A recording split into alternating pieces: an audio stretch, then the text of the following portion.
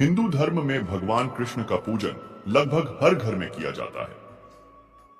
भगवान कृष्ण एक ऐसे देवता हैं जिन्होंने धरती पर मनुष्य रूप में कई लीलाएं की और लोगों को सही गलत का पाठ सिखाया।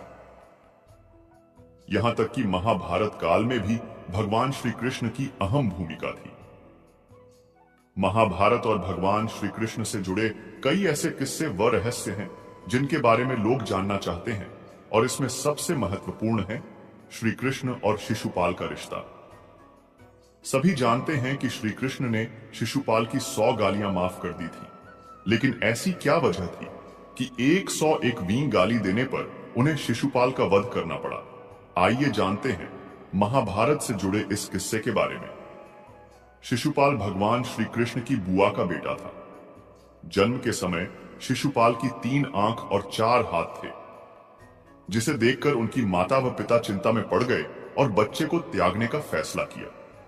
लेकिन तभी एक आकाशवाणी हुई कि इस बच्चे का त्याग न करें और सही समय आने पर इसकी 1 आंख व हाथ अपने आप गायब हो जाएंगे। साथ ही यह भी आकाशवाणी हुई कि जिस व्यक्ति की गोद में आते ही इसके आंख व हाथ गायब होंगे, वही इस बच्चे का काल बनेगा। एक दिन श्री कृष्ण ने जैसे ही बच्चे को गोद में उठाया, उस बच्चे की 1 आंख व हाथ गायब हो गए, जिसे देखकर श्री कृष्ण की बुआ एक ओर प्रसन्न हुई और दूसरी ओर चिंता में पड़ गई, क्योंकि आकाशवाणी के मुताबिक यही श्री कृष्ण काल बनने वाला था। जब श्री कृष्ण ने अपनी बुआ से परेशान होने की वजह पूछी, तो आकाशवाणी से जुड़ी सारी बातें उन्हें बताईं। साथ ही कृष्ण से यह भी वचन लिया कि वह उनके बेटे की गलती पर उसे माफ कर दे। ऐसे में बुआ को परेशान देखकर श्री कृष्ण ने कहा कि मैं शिशुपाल की 100 गालियां यानी 100 गलतियां माफ करूंगा, लेकिन 101वीं गलती पर उसे दंड भुगतना पड़ेगा। शिशुपाल रुक्मणी के भाई रुक्म का प्रिय मित्र था और रुक्मणी से विवाह करना चाहता था। रुक्म भी यही चाहता था, लेकिन रुक्मणी के माता पिता अपने बेटी का विवाह शिशुपाल की बजाय श्री कृष्ण से करना चाहते थे। ऐसे में रुक्म ने माता पिता की मर्जी के बिना बहन का विवाह शिशुपाल के साथ तय कर दिया और विवाह की तैयारियां शुरू कर दी, जिसके बाद श्री कृष्ण रुक्मणी को अपने महल ले आए और उनसे विवाह कर लिया। इस वजह से शिशुपाल श्री कृष्ण से नफरत करता था और मौका मिलने पर उनका अपमान करने लगता था। जब युधिष्ठिर को युवराज घोषित किया गया, तो उसे दौरान राजसूय यज्ञ का आयोजन किया गया। ऐसे में सभी राजाओं और रिश्तेदारों को न्योता भेजा गया। इस आयोजन में वासुदेव, श्री कृष्ण और शिशुपाल भी आमंत्रित थे और वहां पहुंचे।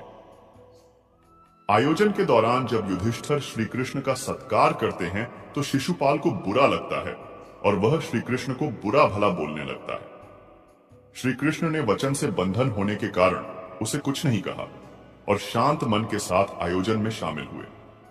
लेकिन जैसे ही शिशुपाल की 100 गालियां पूरी होती हैं और 101वीं गाली से मुख से निकलती है, तो भगवान श्री कृष्ण सुदर्शन चक्र से उसकी गर्दन धड़ से अलग कर देते हैं।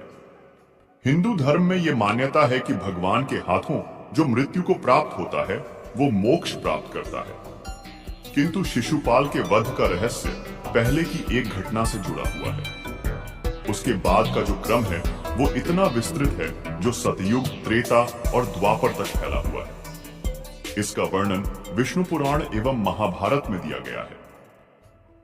जय और विजय नामक भगवान विष्णु के 2 पार्षद थे जो निरंतर वैकुंठ के द्वार की रक्षा करते थे। एक बार ब्रह्मा जी के मानस पुत्र सनक, सनंदन, सनातन एवं सनत कुमार, जिन्हें आम भाषा में सनत कुमार कहते हैं, भगवान विष्णु से मिलने आए। ब्रह्मपुत्र होने के कारण उनका कहीं भी आना जाना अबाध तो था ही, वे चारों स्वयं भी महान तपस्वी माने गए हैं। उनके प्रताप को ना जानते हुए जय और विजय ने उन्हें अंदर जाने से रोक दिया। जब बार बार कहने पर भी दोनों नहीं माने, तो संत कुमारों ने क्रोधित हो उन्हें मृत्यु लोक में जन्म लेने का श्राप दे दिया।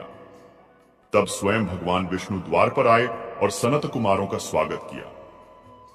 जय और विजय ने बार बार संत कुमारों से क्षमा मांगी और भगवान विष्णु से भी श्राप को समाप्त करने का अनुरोध किया। तब सनत कुमारों ने कहा कि उनका श्राप खत्म तो नहीं हो सकता, किंतु भगवान विष्णु यदि चाहें तो उन्हें मुक्त कर सकते हैं। तब नारायण ने कहा कि उनके श्राप को समाप्त कर देना उचित नहीं होगा, किंतु मैं आशीर्वाद देता हूं कि तुम दोनों अंततः पुनः मेरे पास ही लौट आओगे। ये सुनकर जय और विजय ने पूछा कि इसमें कितना समय लगेगा। तो नारायण ने कहा कि इसके दो मार्ग हैं। एक तो तुम लोग हर जन्म में मेरे भक्त बनो और श्रद्धा पूर्वक मेरी तपस्या कर 7 जन्मों के पश्चात पुनः वैकुंठ लौट आओ। दूसरे, तुम लोग मुझसे घोर शत्रुता रखो और स्वयं मेरे ही हाथों मृत्यु को प्राप्त हो। ऐसा करने पर तुम्हें मेरे पास पहुंचने में केवल 3 जन्म लगेंगे। तब संत कुमारों ने नारायण से इसका रहस्य पूछा तो उन्होंने बताया कि भक्त कदाचित अपने प्रभु का चिंतन करना बंद भी कर सकता है, किंतु घोर शत्रु अनजाने में शत्रुभाव से ही सही, किंतु सदैव उनका स्मरण करता रहता है। इसीलिए वो मृत्युलोक से शीघ्र मुक्त होकर उन्हें प्राप्त करता है। उस पर से स्वयं मेरे हाथों मृत्यु को प्राप्त होने पर उन्हें श्राप मुक्त होने के लिए केवल 3 जन्म लगेंगे। जय विजय भगवान विष्णु से पुनः मिलने के लिए 7 जन्मों की प्रतीक्षा नहीं करना चाहते थे। यही कारण है कि उन्होंने ये निश्चय किया कि वे 3 जन्मों तक वे श्रीहरि के घोर शत्रु के रूप में जन्मेंगे और शीघ्र उनकी सेवा करेंगे।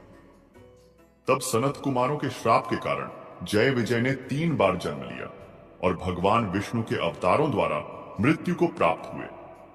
पहले जन्म में वे सतयुग में कश्यप के पुत्र हिरण्याक्ष एवं हिरण्यकशिपु के रूप में जन्मे और क्रमशः श्रीहरि के तीसरे अवतार भगवान वराह एवं चौथे अवतार भगवान नृसिंह के हाथों मरकर पहला जन्म सफल किया। दूसरे जन्म में वे त्रेता में विश्रवा पुत्र रावण और कुंभकर्ण के रूप में जन्मे और नारायण के 7वें अवतार श्री राम के हाथों मरकर अपना दूसरा जन्म सफल किया। तीसरे और अंतिम जन्म में द्वापर में वे दमघोष के पुत्र शिशुपाल और कुरुष के राजा दंतवक्र के रूप में जन्मे और श्रीहरि के 9वें अवतार भगवान कृष्ण द्वारा मृत्यु को प्राप्त कर अंततः पुनः वैकुंठ को गए।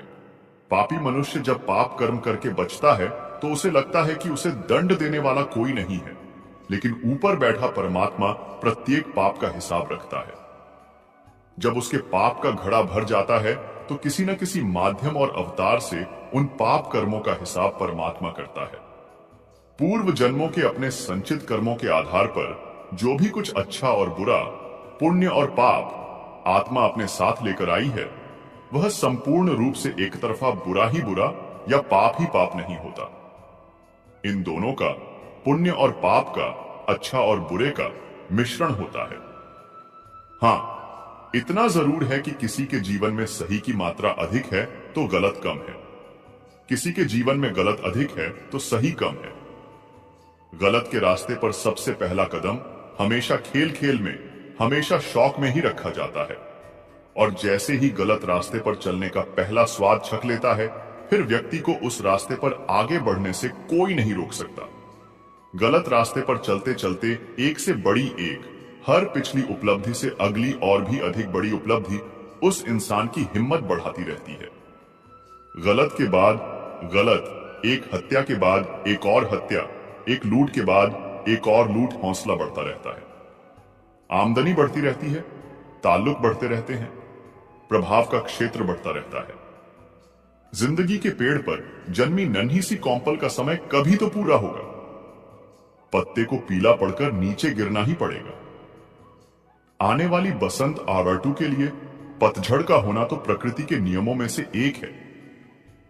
तो इस पाप के घड़े का भरकर फूटना भी निश्चित ही है, और जब समय आता है पाप से भरे हुए घड़े के फूटने का, तो वो फुटकर ही रहता है। मित्रों, एक बार की बात है, गांव के जमींदार के घर में घुसकर लूटपाट मचाई। घर के सब सदस्यों को मौत के घाट उतार दिया। गलती से एक 4 साल का बच्चा, जो डर के मारे खाट के नीचे घुस गया था, इनकी नजरों से बच गया था। आज उसके ही हाथ में पिस्तौल है, जिससे वह गोली चलेगी, जो इस तथाकथित सेठ जी की मौत का कारण बनेगी। जब पाप का घड़ा भर जाता है तो उसके ऐसे पतन की शुरुआत होती है जहां से वह उबर नहीं पाता है। वह ऐसी गलतियां करता है कि सगे संबंधी भी मुंह मोड़ लेने को मजबूर हो जाते हैं।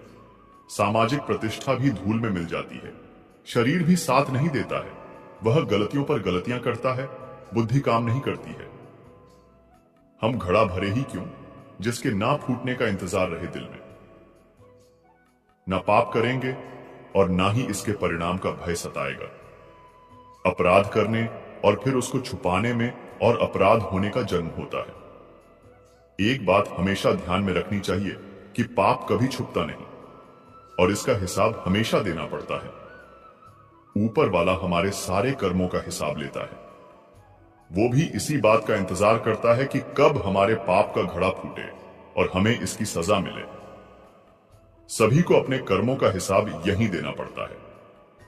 जो मंद बुद्धि मनुष्य सिर्फ दिखावे के लिए कहता है कि उसने समस्त इंद्रियों को वश में कर लिया है, परंतु वह मन ही मन उन इंद्रियों के विषय का चिंतन करता रहता है, वह मनुष्य मिथ्याचारी अर्थात कपटी भी कहा जाता है, जो पुरुष परंपरा से नहीं चलता, सृष्टि चक्र के नियमों का पालन नहीं करता, अर्थात अपने कर्तव्यों का पालन नहीं करता।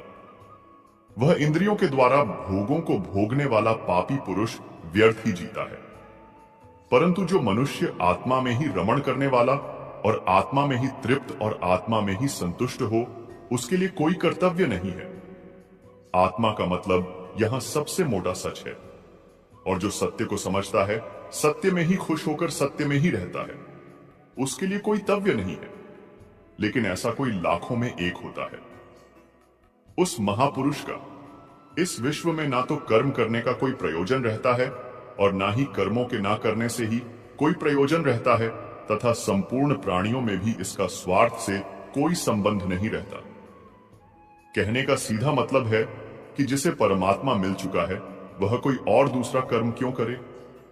राजसिक गुण वाले व्यक्ति बात बात पर शौर्य या बहादुरी दिखाने का काम करते हैं, लेकिन ज्ञानी मनुष्य जानते हैं कि उसके गुण ही उससे कर्म करवा रहे हैं, और जो ज्ञानी नहीं होते वे समझते हैं कि सब कुछ वे स्वयं कर रहे हैं। अगर सही मायने में आप अपना जीवन बदलना चाहते हैं तो सबसे पहले आपको अपना मन बदलने के लिए तैयार रहना चाहिए, क्योंकि जैसा आपका मन रहेगा वैसे ही आपके विचार होंगे, और जैसे आपके विचार होंगे वैसा ही आपका जीवन होगा। जो जा रहा है उसे जाने दो, वह आज रुक भी गया तो कल चला ही जाएगा। आप जितने सरल सीधे और नरम दिल के रहोगे उतना ही चतुर और बेईमान लोगों द्वारा डरा दिए जाओगे।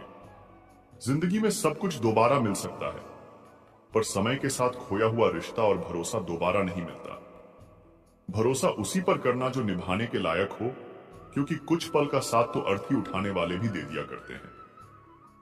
सच्चे लोगों पर भी उतना ही विश्वास रखिए जितना औषधियों पर रखते हैं। बेशक खराब होंगे पर आपके लिए फायदेमंद होंगे।